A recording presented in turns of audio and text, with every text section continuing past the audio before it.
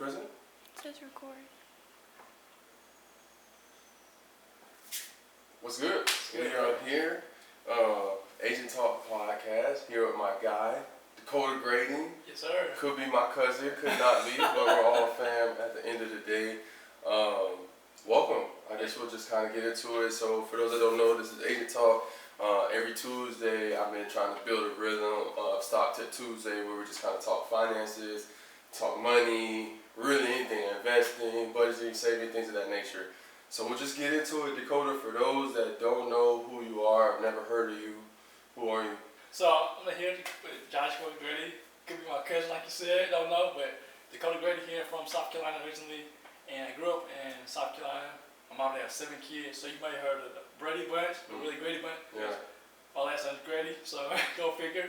But we grew up struggling, and back in the day, it was actually a dollar bill, like a food stamp. So people would get government assistance, basically, that's what it was. So WIC, which is Women, Infant Children, would get assistance to help with getting food. My mom and dad, I remember going to the health department, and I guess we would go sign up for those food stamps. So we would get them, like, I guess once a month, and we would go get food. So you can't go buy like clothes out of my world. You get food to take care of your family. So my mom and dad, my mom, she worked at cleaners. She worked cleaning houses. My dad worked meals. So they didn't make a lot of money. And we would get food stamps, and I would feel so ashamed. I love to eat food. I mean, I'm a small guy, but I love to eat. Yeah. And I remember a time going to the store, and it was like a local store in the hood. I actually lived in the neighborhood that Jess Jackson, the civil rights activist, his mom lived in the same neighborhood that we did. So I went to the store, and I felt so ashamed going in there. I stayed outside because it's shame. But anyway, got food, and then I remember time going to my grandmother's house because my power got disconnected. Mom and dad took us over there, my sister, my brother, and me, or my grandmother's, because the lights got turned off. I remember growing up and having to heat our house with the oven. You know what I'm saying? Turn on the oven and let the heat warm the house. We had like the kitchen closed so we could keep the heat inside. I remember getting up in the morning and going to school and it was cold floors. Man, I hated those times. But anyway, then I remember ironing my clothes with the iron, turn on the burner on the stove, or they call it the eye, per se. We needed a new iron, so we cut the cord off the iron and put the iron on the stove to heat our clothes, heat the iron our clothes. So that's who I am in that shell, but that's not what has defined me. So I was good with handling money growing up. I started working when I was like 14, 15 years old. I did a program called the JTPA, which is basically like a job training program for young people. Did that, and I studied aviation, so I got a chance to fly a plane, not by myself. You flown the plane? Yeah, okay. It was Cessna. Yeah. But I had to have, of course, a pilot out there beside me, and it was pretty cool. And that was my first job. Second job was when I worked at the car wash. Started working at the car wash, but I was too young to work, so I worked there for a short period of time. Then I got older, got started. So working there part time when I was in high school. I worked there for like 2.5 years. Graduated there for high school, then went to college for a degree in welding. I know you talked about it last time. Yeah. So started studying welding. Then I went to go get my bachelor's degree in marketing, and then the bachelor's degree in accounting. Along the way, I found out that personal finance was my passion, and started doing that, but I also do accounting as well. So this is who I am, and I've been married for 12 years. My wife and I, Shamika, we're both from South Carolina, and we went to school, and we've been together since 2001, so about 18 years. Yeah, so it's been a while. Okay. And we have a 4-year-old daughter whose name is Naomi. She turned 4 last month. So that's who I am in that shell. Help people maximize their money so they can create the life that they want. Let's talk about just a little bit about the background. What is life like? Because I never had to live through those times. Like my dad, a lot of what you're saying sounds very similar to where my dad comes from. He's from Florida, Miami, Titusville, 2 areas just where he was growing up from the hood. You know, I want to say he got 9 or 10 siblings. But what is it like coming from that to where you're using the oven to heat your home? Like, what is that experience like? What has that taught you being where you're at now? Like, for those, because I don't know what that's like. Like, what is it like, I guess? Well, we don't know that there's better than that. I mean, it's like that's what your life is. Yeah. But for me, those times helped me to realize that I didn't want to have that the rest of my life. Because, I mean, like, knowing my family is rich, wealthy, knowing on businesses that I'm aware of, that's like an actual business where people can have a system in place and they have a manager, and then the entrepreneur, and the person who's making the money when he is sleeping or on vacation. I don't know anyone in my family who has that kind of business. There may be some people who have started some businesses that may be like a solopreneur, but not like an actual business owner. So not having that mentality or that mindset or people who are examples of that, I don't really have any way to say like this, a better life than this, but I just knew in my heart that I didn't want to repeat the history. How did you, from someone, so like you said, you didn't know that there was something different. I feel like an issue that happens for a lot of people is we can look at a certain situation and think this is it. Like I'm at the top, failing to realize there's so much more.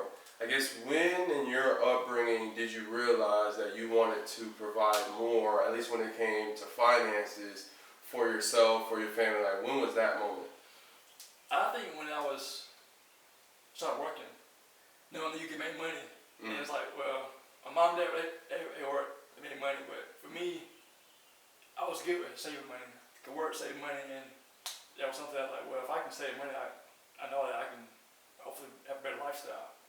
Because my mom and dad didn't teach me how to handle money. It's like, I used to love my parents' money. I'm like, that's wild. yeah, so like I was owing the money, and in fact, they owed me money, and I had one point I said, I'm gonna give this as a gift. I'm gonna tell you why. Because when you loan people money, whether it be your family, a coworker, a friend, they become your slave. The Bible says basically, the borrows the slave to the owner, right? Yeah. So when I would give money to my parents, and it's like I'm gonna ask my mom and dad for money they owe me. It was like, felt like it's weird. It's strange, you know, like, dude, you owe me money. You owe to my parents, you know what I'm saying? You owe me money, but I didn't want to have a strained relationship with my parents, so I said it's a gift. Yeah. But I also set boundaries. I said I will not give you guys any more money. I cut it off. And my brother, I had a brother, I'm gonna say which one, but I had a brother ask me for money too, and I had to draw a line in the sand and say no more. How is that? Because that's something like for a lot of my guys, that can maybe not necessarily my clients, but a lot of football players, for instance. Once you make it, there's a lot of hands coming out. Yes. And it seems like maybe not to that degree, but similar almost for you. How is that experience, I guess, ascending to like, okay, even if I'm not rich, but I'm still the one that my family is coming to. What is that like? Because I've never had that. Honestly, I mean, at one point I felt guilty because I'm making money, saving my money, and handling it well. And because I'm doing it, I'm obligated to give to my parents. I'm like, no offense to my parents, but my parents are the reason I'm here. I didn't ask to be here, right? Yeah, true. But I respect them, but at the same time, it's like, well, I'll give them money if I help them because they helped me along the way, but I'm not obligated to. I mean, I'll have responsibility to take care of them because they'll take care of me, but at the same time, they're older than me.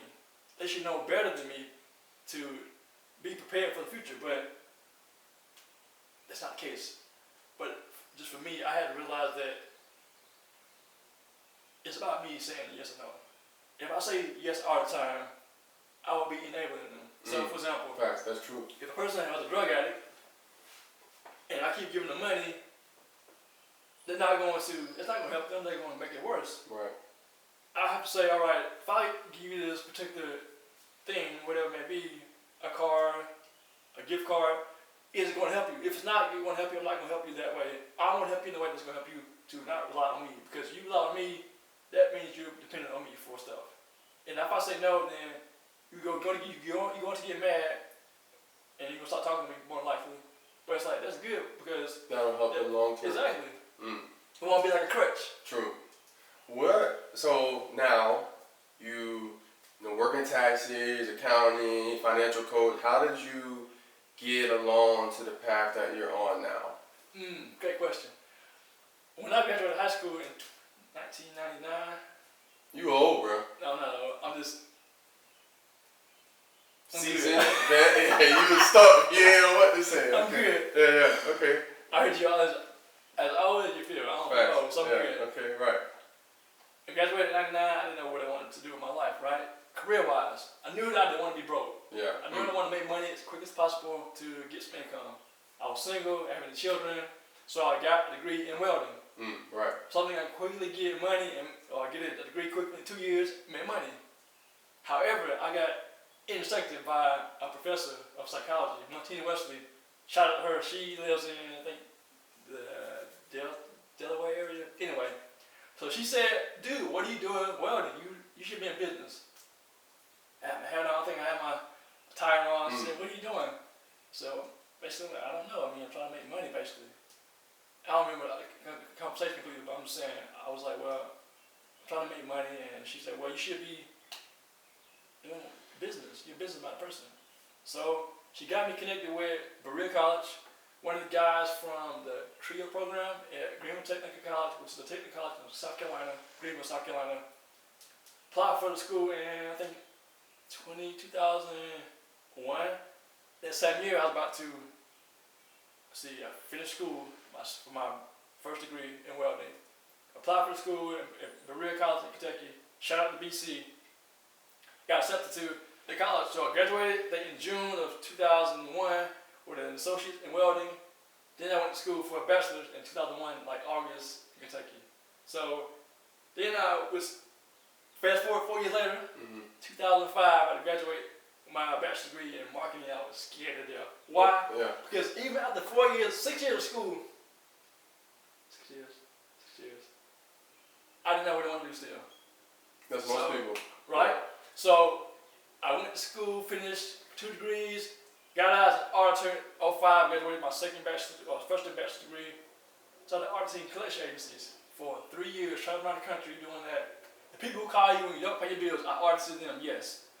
Did that, and I hated my job. I was in Seattle, Washington area. I love traveling, meet people, but I hated what I was doing. Didn't feel like it was impacting people's lives. Called my wife on the phone. I just got married in 08, March 2008. Told her, babe, I can't do it anymore. Can't do it. Mentality was like, man, y'all, either I'm gonna break or something's gonna break because I needed to get out of the job. Yeah. So 08, quit my job, and I started on a path to find out who I am, how I was created. Read some books. Then I got a degree in accounting. Went back to school 2009 for my 3rd degree. So you got 3 degrees. 3 degrees. Okay. This time I went to school for accounting. I thought accounting was the it thing. I like accounting, but my passion is, along this journey I found that personal finance is my passion because people are struggling financially. I was like, man, I know how that feels growing up struggling. And people are struggling, I can handle money well. Why not help them? So I started coaching people in 2010, and one of my people was my parents. So you coached one of your parents? Well, yeah. Oh, yeah. I met with them. Yeah. So coached my parents and everything, and that was when I started my process. Going back, so backtracking. I think you said in 2008, March 2008 was when you were like, you had hit the point. Am I right? That was March 28th. Well, that's when I got married, but Okay. in October 28th. Okay, so in 2008, Yes. you had reached that point where you're like, I'm doing this job. You know, obviously it was paying the bills. Yes. But it wasn't fulfilling Correct. to you. I feel like that point is where a lot of people are. People that have been in their job for a year, people that have been in their job for 40 years. What do you think caused you to have the courage to step out away from, like this is something me and my wife talk about all the time. I believe a lot of people get trapped into, you work the 9 to 5, you get, food on the table, but you're miserable doing what you do. And a lot of people have that mindset, I want to quit, I want to do something else, this is not my passion. What do you think it was about you that you were like, I'm still going to take that step even though I don't know what's going to look like? Because I think a lot of people get to that point, but they let fear hold them back. What caused you, I guess, to actually take that step and be like, I'm out of here?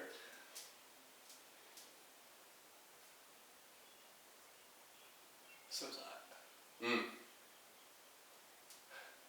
I hated my job so bad, I thought about committing suicide, honestly. I parked outside, when I worked at this place, man, I parked on top of the parking garage, and I'm like, man, I was driving a 1985, that's an Oldsmobile 88. If you know what it is, a big car. I have no idea, yeah. It's like a big car, almost like a Titanic kind of car. It's old school, but I was like, man, yeah. I love myself, but it's like, man, at that point, I was tired of I was working hard, challenging for me, I'm slow with things. I get stuff done slow because I'm a perfectionist. I want to get stuff done right. And when I was in school, I dealt with the same thing, being slow because I want to get the A, make the good grade, and pass, because I didn't want to fail. Of course, fail is part of life, but I don't want to go back to the 12th grade because I failed English, whatever. I want to make sure I was setting myself up for success. But it's like the job, I hated my job. I mean, I worked there for 3 years, working my tail off, and I got a $60 raise. I'm like, man, what is this? Like, I'm going to people, I'm traveling the country, artists and people, and I'm like, what is this? Like, what's the end result of this? I don't see people improving their lives.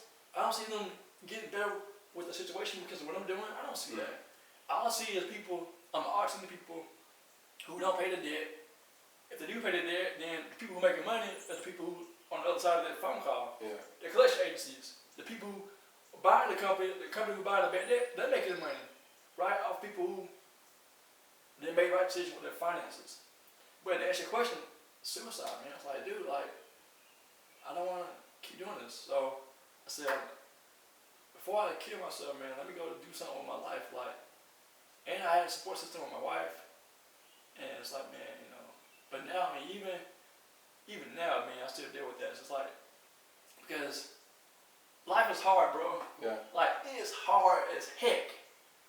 It's hard, bro. Like, I wish that it would be easier, but it's not. Life is so hard, bro. Like, and the thing for me, I'm so driven because of these things right here. I'm driven because I know the God has a purpose for my life.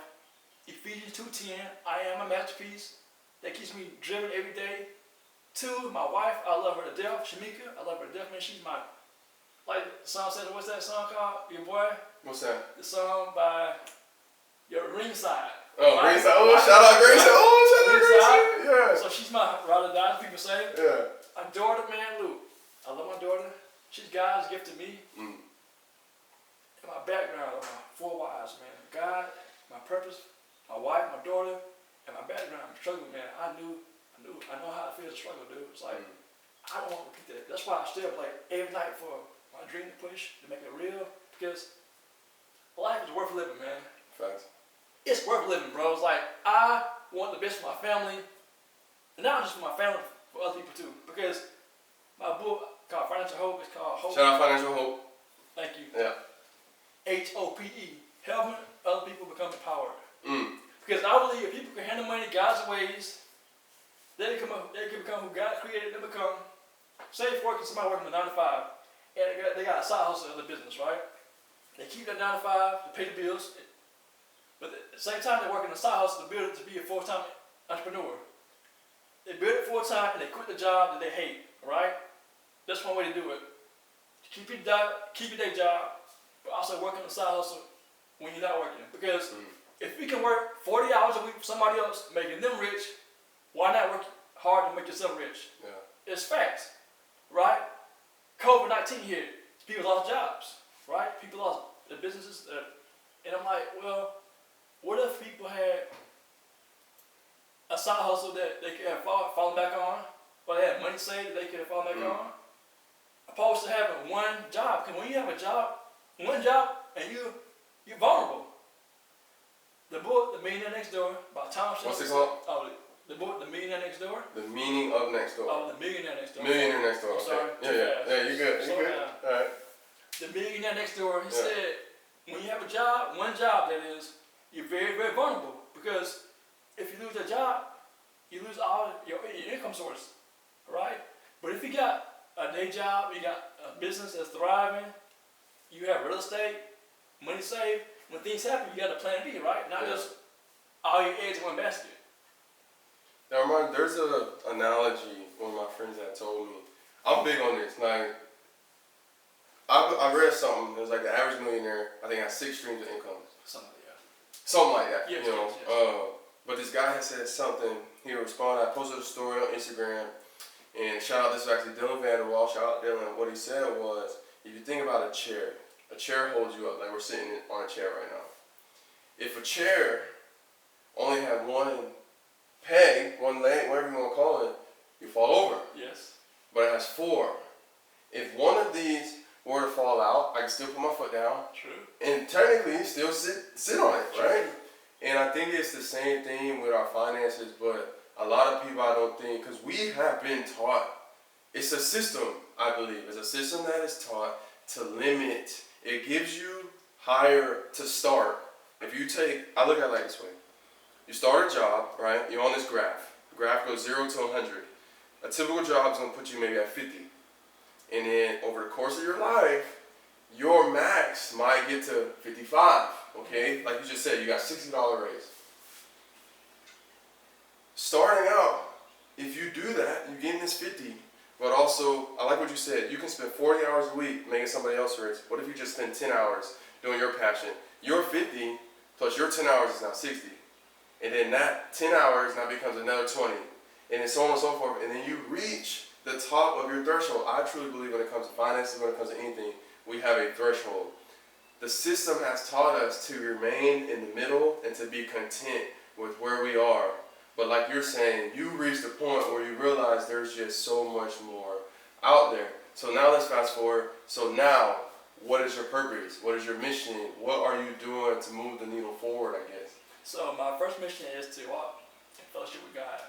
I'm a follower of Christ, man. I know Jesus died for my sins, and I need Jesus, basically. Well, yeah, no, we all. For real, I don't care, man. I'm a Jesus freak. You know, I ain't perfect. I make mistakes. Ask my wife, she'll tell you that. But I mean, honestly, man, I love Jesus because He died for my sins, and my first purpose right there is to serve Jesus Christ, to be a fully devoted follower of Christ above all else. Secondly, is to basically become the best money coach I can become, to help people handle money God's way so that I can basically help my family. What does it mean to handle money God's way? All right, so basically for me, I think handling money God's ways means first getting on a budget, because if you want to be wealthy, not according to me, but according to Tom Stanley again, the millionaire next door, check it out if you haven't read it. He said, I'm paraphrasing, if you want to be wealthy, do a budget plan. All right, so that's the foundation. Secondly, is to have a rainy day fund. We're in the Nashville, Tennessee area, right? 10 years ago, it flooded. I wasn't here, but were you here? Right, no, I wasn't. But I know exactly what you're talking about. Right, Yeah. it flooded, right? This year, tornadoes hit. I'm like, you can't prepare for that in terms of the weather, but financially you can prepare. So that's one way. Have money saved for a rainy day fund. 3 to 9 months of savings, I save. And if you're just starting out, save between $500 and $1,500, all right? Because God wants us to prepare. And the thing is, in Exodus, I think, maybe Genesis, about Israelites. Basically, You talking about Joseph? Joseph, yes. That's in, I believe that's in. Is it Exodus? Ooh, I should know this. It's one or two. It's in the beginning of the book. That's right. It's in the beginning of the Bible, somewhere up in there. We got Google. Yeah. Let me see, because I want to make sure if anybody's listening to this, we actually give them, right feedback. So the story of Joseph, I want to say it's in the Genesis, because Exodus seeming like it was Moses, but we'll see here. So Joseph's story is in the book of Genesis, chapters 37 through 50. It's in, So Genesis. yeah. So basically, he prepared for the famine. There will be 7 years of good crops, and then 7 years of famine. So by him preparing, he paved the way for the Israelites to survive, people to survive in that particular era. We got to be the same way. We got to prepare in good times, so when bad times happen, like COVID-19, we prepare. Yeah. Prime example, perfect example right now. Thirdly, get out of debt. I said get out of debt, yes. Why? Because debt is a thief. Right now, I'm in my guy's Joshua's home, right? So what if somebody breaks into his house? This dude's a big dude. What is he going to do? Defend his family. Debt is the same way. So treat your debt like a thief. It's come to steal, kill, and destroy your dreams. Because imagine if you didn't have a car payment, if you didn't have a student loan payment, a mortgage payment, woo!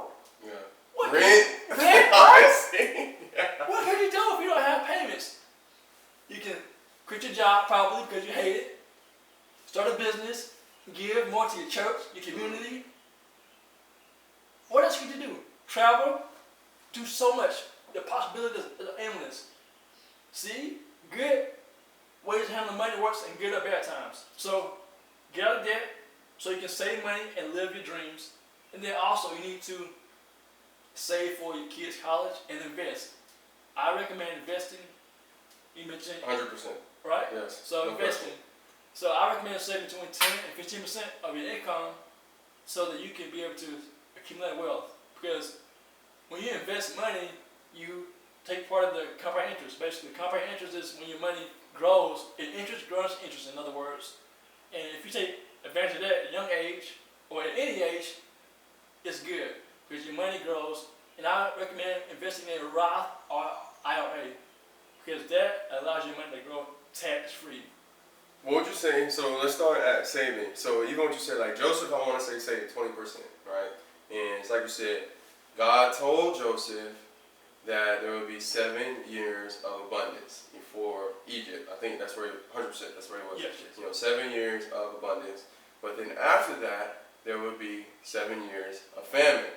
And because he had saved during those times of overflow, when the famine came, essentially everyone in Egypt, including his brothers that sold him into slavery, came to him. Yes. What would you say to someone that said, you know what, Dakota, right now I can't save anything? What would you say to that person that in their head they believe there's nothing that they can save? I would say, what